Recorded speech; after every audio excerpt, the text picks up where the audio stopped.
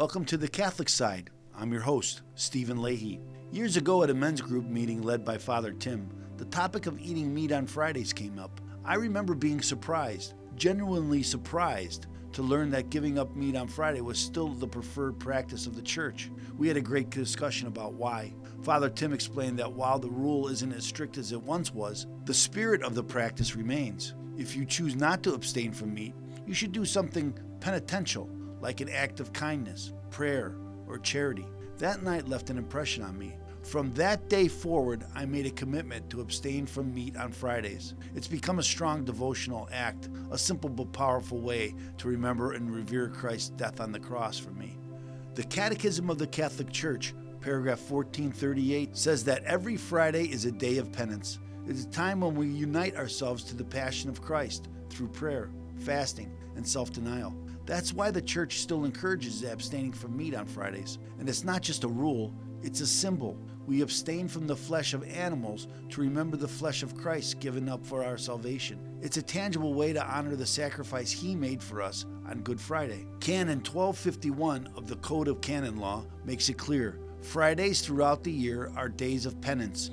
Abstinence from meat is the traditional way to observe that penance, unless a solemnity falls on that day. Here in the United States, the bishops allow for alternatives. If you eat meat on Friday, you're asked to replace that abstinence with another act of penance, something that brings you closer to God. As Father Tim said that night, do something nice for someone. Years later, I was at an event on a Friday, and Father Tim was there too. I watched as he helped himself to the meat tray, and I couldn't resist. I said, "Father, you're eating meat on Friday?" He looked at me, smiled, and said, "I'll do something nice for someone." That one line captured the whole spirit of what the church teaches. It's not about legalism, it's about love. The point isn't the rule itself, it's what the rule points us to, remembering the cross and responding to it with charity. When we give up something as ordinary as meat, it's not about the food, it's about forming the soul. It's about saying no to ourselves and yes to God. It's a small act of obedience that becomes a weekly reminder of Christ's passion. It connects our faith to our daily lives, because Christianity isn't meant to stay in our heads. It's lived through our bodies, our habits, and our choices. Pope St. Leo the Great said it beautifully.